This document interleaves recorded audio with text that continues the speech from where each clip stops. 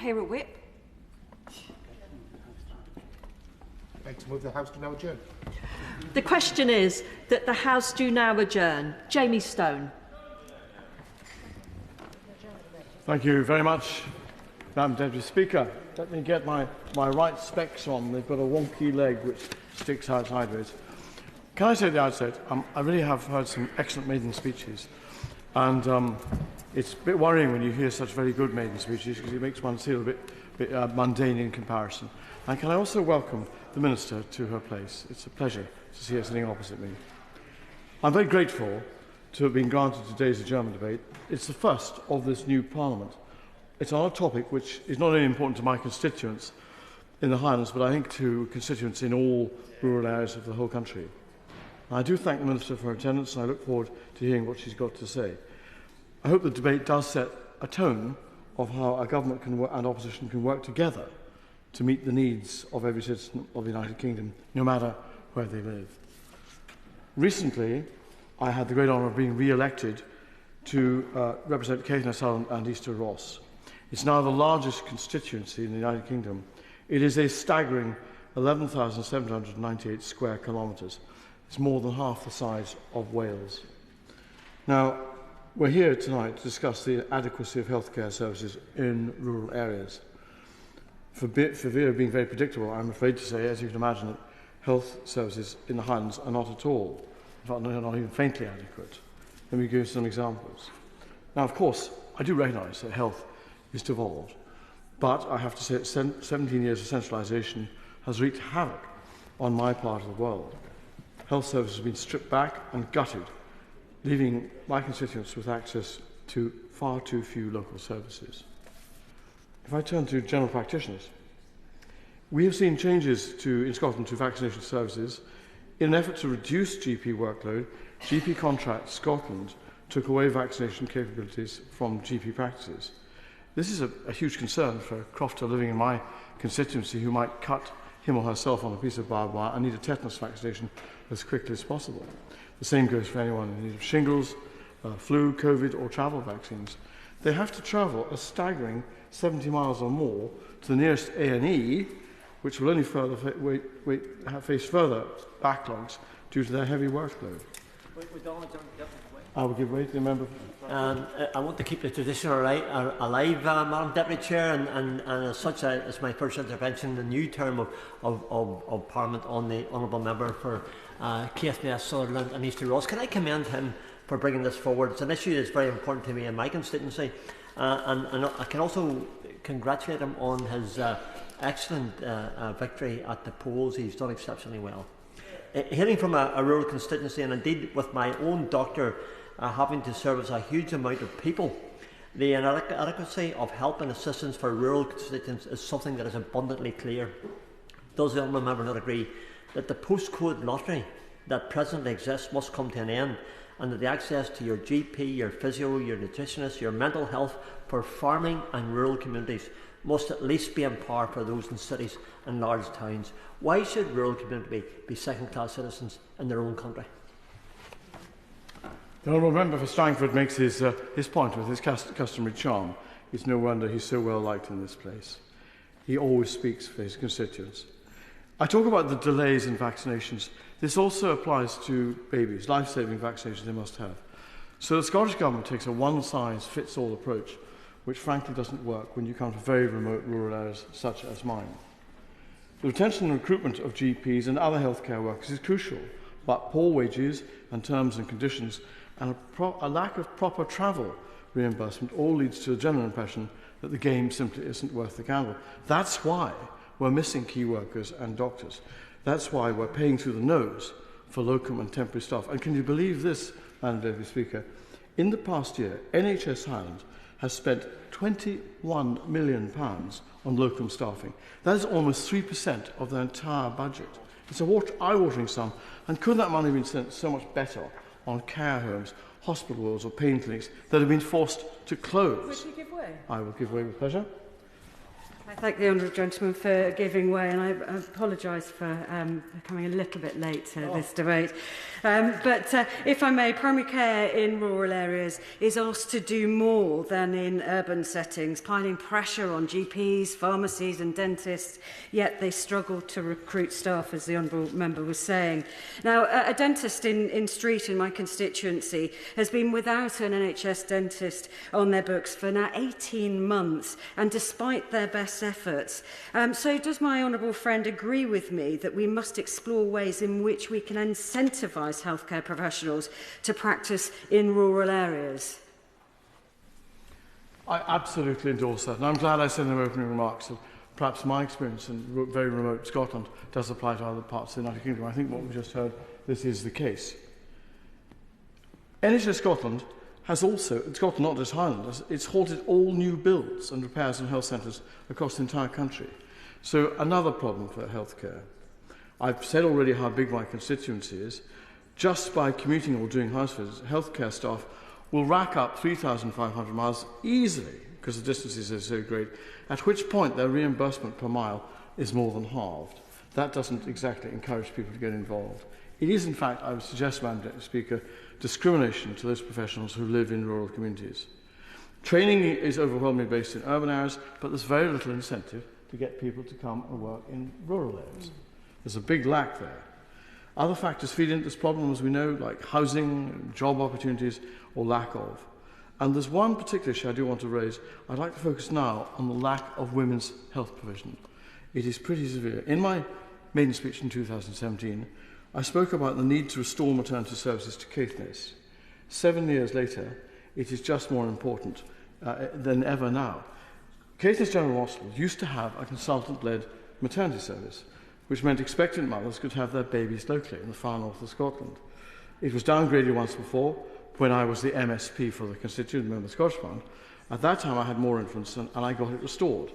But since then, the maternity service has been downgraded once again, and there appears to be no movement from the Scottish Government to reverse this. And I do wish some members of the Scottish Government were present with us, of the party of the Scottish Government were present with us today. This means, let me give you an example. Pregnant mothers have to make a 200-mile round trip in the car to deliver their babies. Can you imagine a trip like that in the middle of winter on rickety, rackety roads in the Highlands? In 2019, a pair of twins were born. One was born in Golspie, and the other was born 50 miles away in Inverness. It's a miracle that those children survived. It's a miracle that neither a mother or a child has perished. I've been calling for a safety audit all along. There's never been one, and we know perfectly well what the result would have been. It would be deemed to be unsafe, if not, indeed, I would suggest, a breach of human rights. It's not just maternity services. Women's health has been removed from the file. A routine trip to see the gynecologist, a diagnosis for, let's say, life-threatening ovarian cyst or endometriosis, means travelling all that same huge distance. And if you're lucky enough to get an appointment, which you'll be lucky enough to get one, you might well be, it might have progressed too far for the safety of that mum, that female. I wonder what we can do to encourage healthcare professionals to come to relocate in these areas. The health and well-being of their wives, of their children, their daughter, must surely be a factor when we consider moving. And lastly this, children growing up in the far north, it's no better. The waiting list for child and adolescent mental health assessments is 3 years. Neurodevelopmental screenings for the diagnosis of dyslexia, autism, ADHD and so on is 4 years. That is the majority of their time at school, a very large part of it.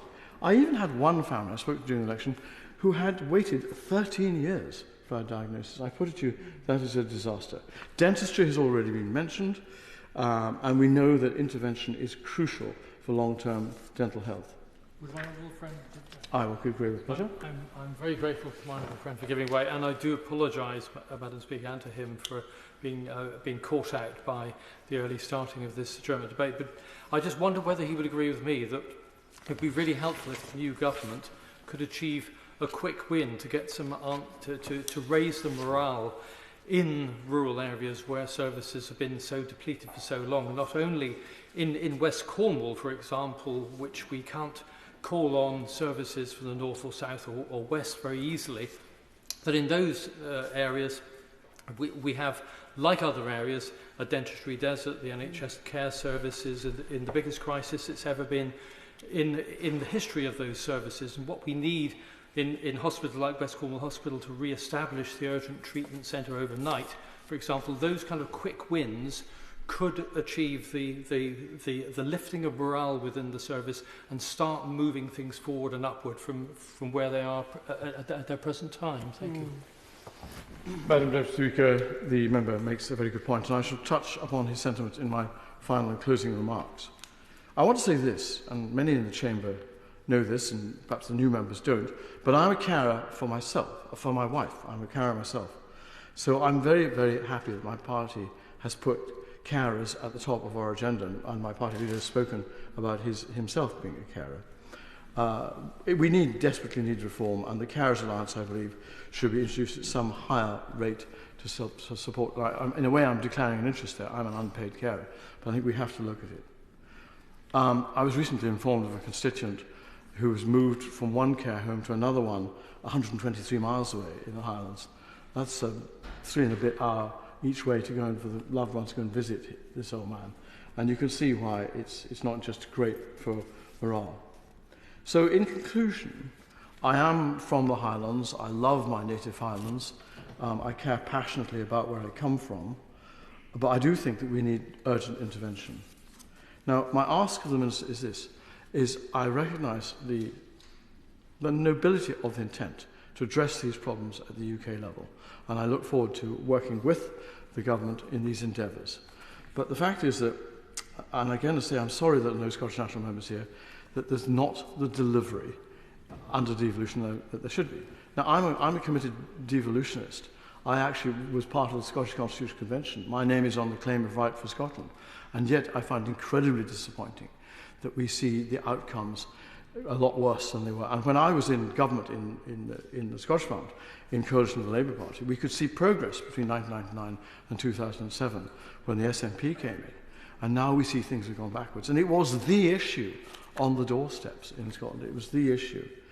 So I hope that the Labour government can work hard at improving things.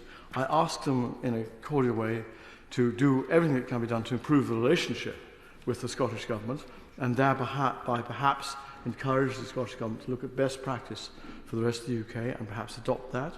I'm not talking about hypothecation, I'm not talking about unrolling devolution, but by working together perhaps we can achieve something.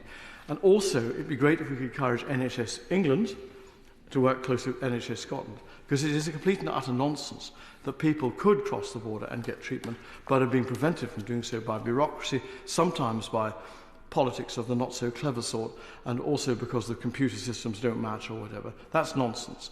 If you live in the south of Scotland, you could get the operation done in Newcastle, then let's just go for it, absolutely. And my last thing is this, I look forward to a Labour government giving extra money to the health service, and I'm sure they will, and we will be looking closely at how that happens.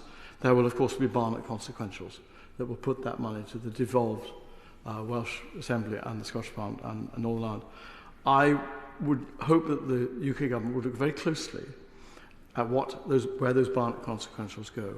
Do they go where we would hope they would go to improve the health service, to shorten waiting lists, to sort out the nonsenses, and give the standard of health service that my constituents, and I believe everyone in rural parts of the UK, are crying out for. Thank you very much. Minister. Thank you, Madam Deputy Speaker. It is a real privilege to be the first Minister of this new Labour government to respond to an adjournment debate.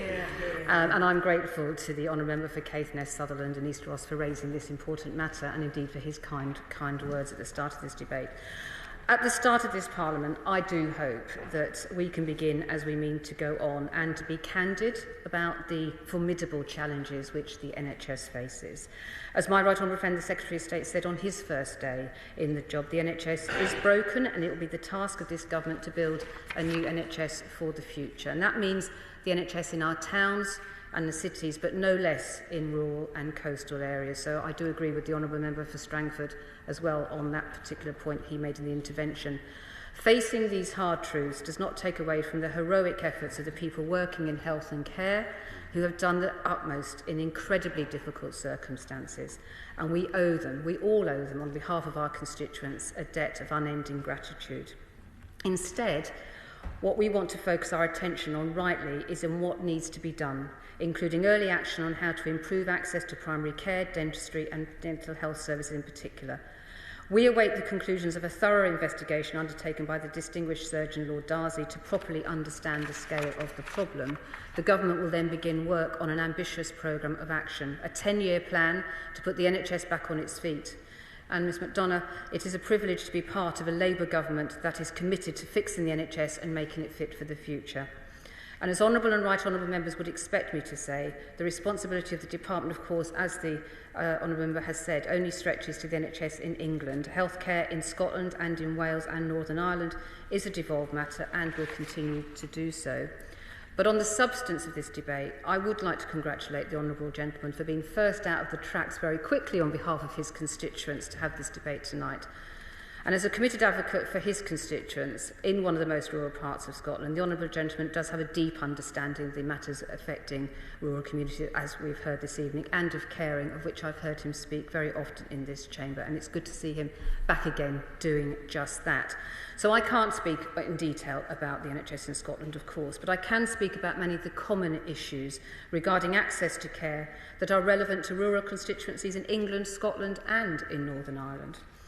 I know how, and Wales, and I know how rural his constituency is and the particular challenges that creates in accessing GPs, dentists or emergency care, and particularly the issue that he raised so passionately and has done for so long about women's health and maternity services in particular. Maternity services are a problem across the whole of the United Kingdom, but I absolutely accept some of the examples that he has outlined this evening. Now, few places in England are as remote as his constituency, but I am very aware of similar issues affecting more rural areas near my own constituency in Bristol in the southwest of England, and we've heard from two other honourable members from Glastonbury and Somerton, and I think St Ives, new names on constituencies is a challenge for us all, I think, Mr Donner. But it made the absolute example about morale and the difficulties that we do face across other parts of the southwest as well. So I do hope that in the years ahead we can share and learn from one another across all of our borders, because in many rural areas we face the challenge of improving access to services that are compounded by those travel times, by recruitment and retention of staff. And we must recognise the importance of designing services that reflect the particular circumstances of the area, and that is a growing challenge. As the Chief Medical Officer has pointed out in his reports, people are moving out of towns and cities as they age to coastal and semi-rural and rural areas. And at the time that people are most likely to need care, they are increasingly living in the places where it's most difficult to provide that care. Now, in England, the integrated care systems will have a key role to play in designing services that meet the needs of local people. To do this, they will need to work at place or neighbourhood level with clinicians and their local communities. And we know that excellent primary care is an essential foundation for improving access, tackling the root causes of poor health and tackling problems early so people remain in better health for longer and hopefully don't need to access secondary and tertiary care in the same level. That's why Labour has pledged, as part of our health mission, to train thousands more GPs and bring back the family doctor, and that applies to all the nations. We are doing more also to use the transformative power of technology. There is enormous potential in ideas such as virtual wards, which allow care to be delivered in people's homes. Models of care such as these can have a disproportionate benefit in areas where rurality is a barrier to care. Equally, we are committed to seeing the NHS really reach its full potential under this new government. Some people, we understand, will need support to use this technology, and we are aware of the challenges of rural broadband, but we are committed to making the benefits accessible to all. We also recognise that providing...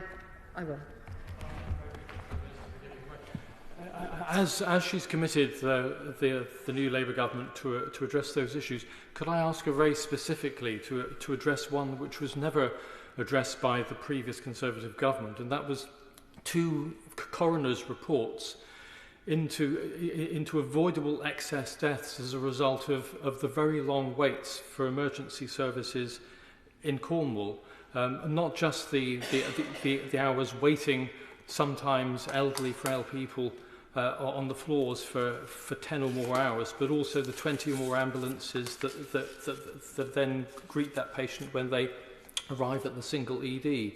Now, there were 2 coroner's reports which were sent to the Secretary of State.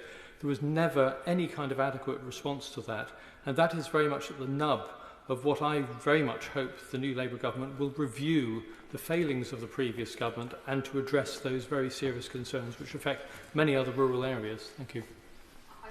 From that, I am very aware of the South West, and I've spoken myself when in opposition about some of those ambulance challenges on local media and so on and so forth.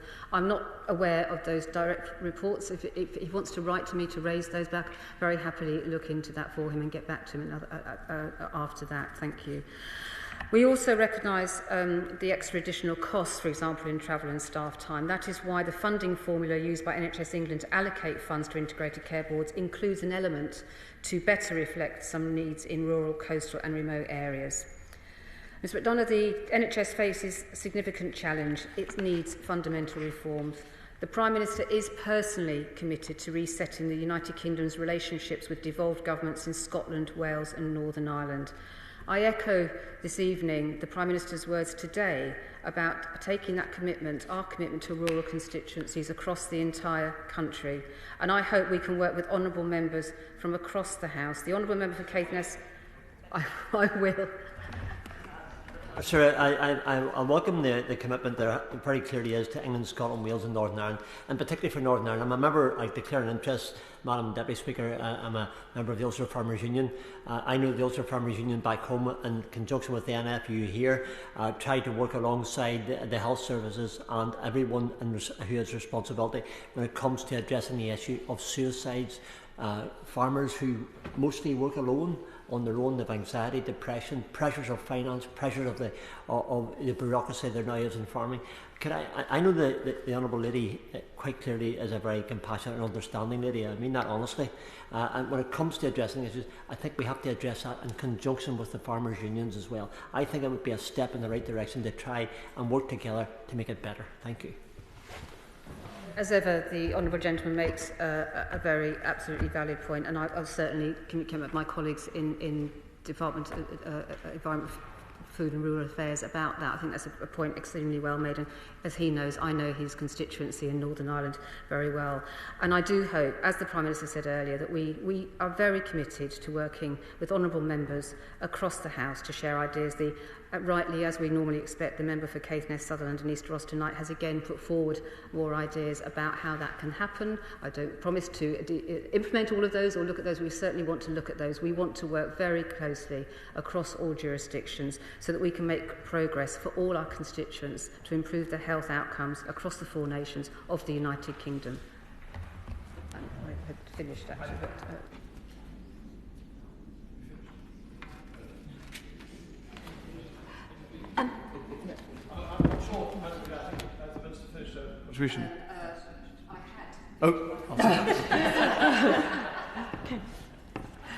The question is that the House do now adjourn. As many of that opinion say aye. Aye. To the contrary, no. The ayes have it. The ayes have it. Order. Order.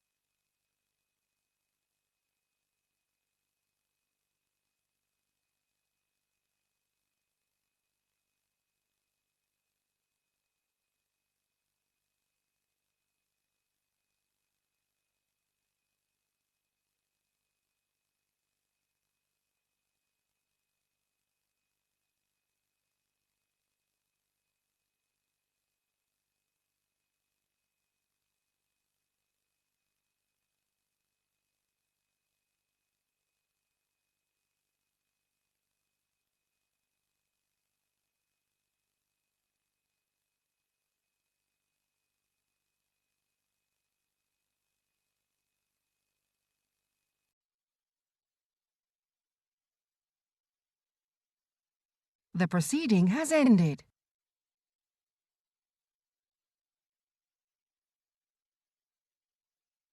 The proceeding has ended.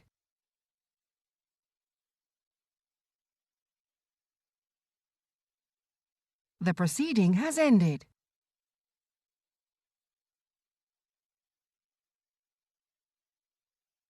The proceeding has ended.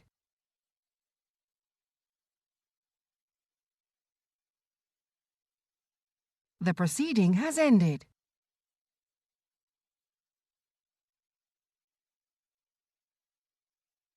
The proceeding has ended.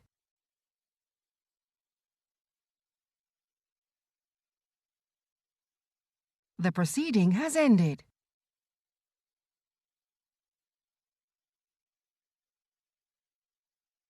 The proceeding has ended.